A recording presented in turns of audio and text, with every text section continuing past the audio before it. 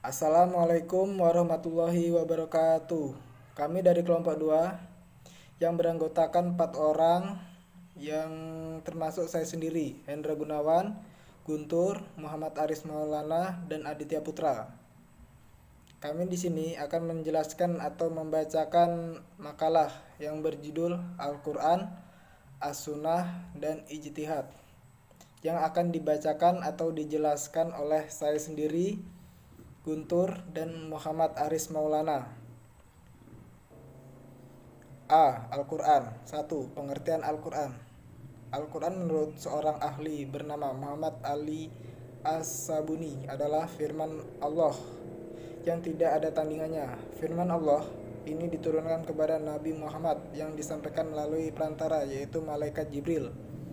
Kemudian ditulis kepada para musafir untuk disampaikan kepada umatnya dengan jalan mutawir, di mana membaca dan mempelajari isi Al-Quran adalah termasuk salah satu ibadah kepada Allah Subhanahu wa Ta'ala. Al-Quran sendiri diawali dengan bacaan surah Al-Fatihah dan diakhiri dengan surah An-Nas yang termasuk surat Makkiyah. 2. Fungsi dan peran Al-Quran. Petunjuk bagi manusia. Terkait ini dijelaskan dalam surat Al-Baqarah dan surat Al-Fusilat yang menyatakan bahwa Al-Quran diturunkan kepada manusia sebagai petunjuk bagi umat manusia. B. Sumber pokok dari ajaran agama Islam. Hal ini telah diyakini dan juga diakui kebenarannya oleh hukum Islam. Ajaran dalam Al-Quran juga meliputi persoalan tentang kemanusiaan secara umum, seperti halnya mengenai ibadah, hukum, ekonomi, sobut, serta ilmu pengetahuan dan juga seni. C. Peringatan dan pelajaran bagi manusia. Dalam Al-Quran juga banyak diterangkan mengenai kisah Nabi dan umat terdahulu, baik itu umat yang melaksanakan perintah Allah Subhanahu wa Ta'ala maupun umat yang menentang dan bahkan mengingkari ajaran Allah Subhanahu wa Ta'ala. D. Mukjizat Nabi Muhammad SAW. Turunnya Al-Quran merupakan mukjizat yang dimiliki oleh Nabi Muhammad SAW. Selain mukjizat lainnya, Al-Quran merupakan wahyu Allah yang fungsinya sebagai pedoman hidup setiap umat Muslim dan sebagai korektor serta penyempurnaan dari kitab-kitab Allah Subhanahu wa Ta'ala yang telah diturunkannya sebelumnya.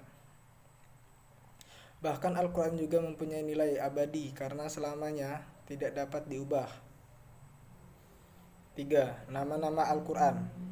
Nama-nama lain Al-Quran sesungguhnya ada banyak, tetapi dalam kesempatan kali ini hanya 5 saja yang akan kami jelaskan. Al-Kitab, buku. Kitab Al-Quran ini tidak ada keraguan padanya, petunjuk bagi mereka yang bertakwa. Quran surat Al-Baqarah. B. Al-Furqan, pembeda benar salah. Maha suci Allah yang telah menurunkan Al-Furqan, Al-Quran kepada hambanya agar dia menjadi pemberi peringatan kepada seluruh alam. Al-Quran, Furqan.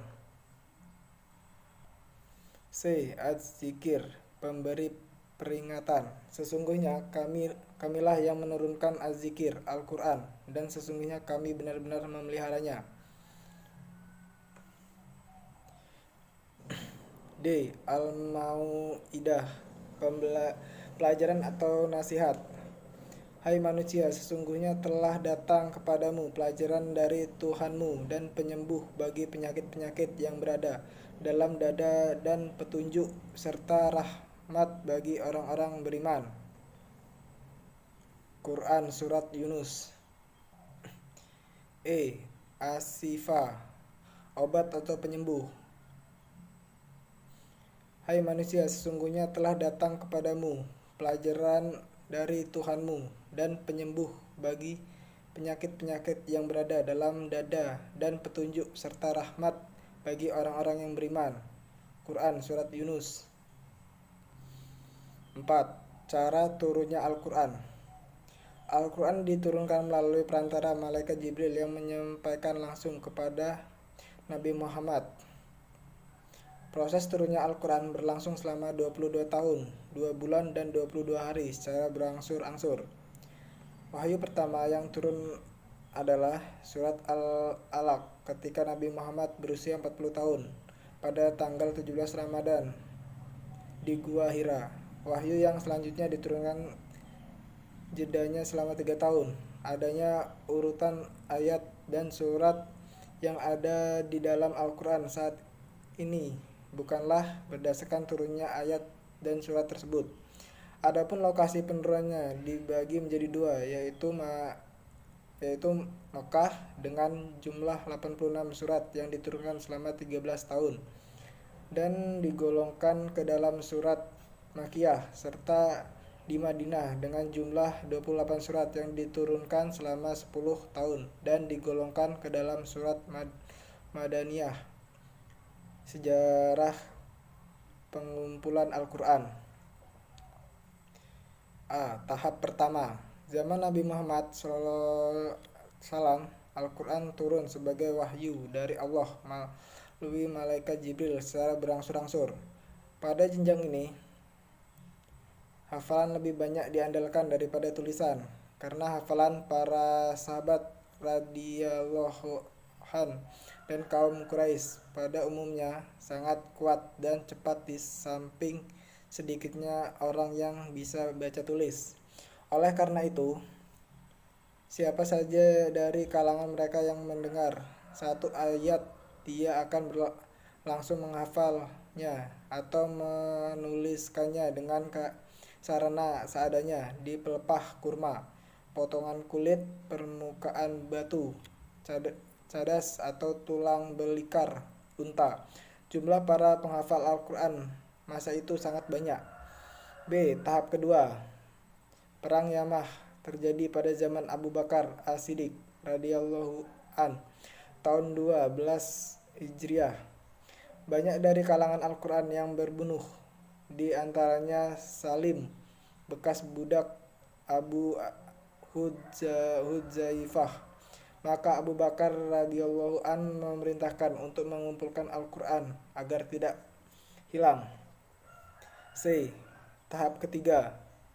Tahap ini terjadi pada zaman Amirul Mukminin Utsman bin Affan radhiyallahu an pada tahun 25 Hijriah.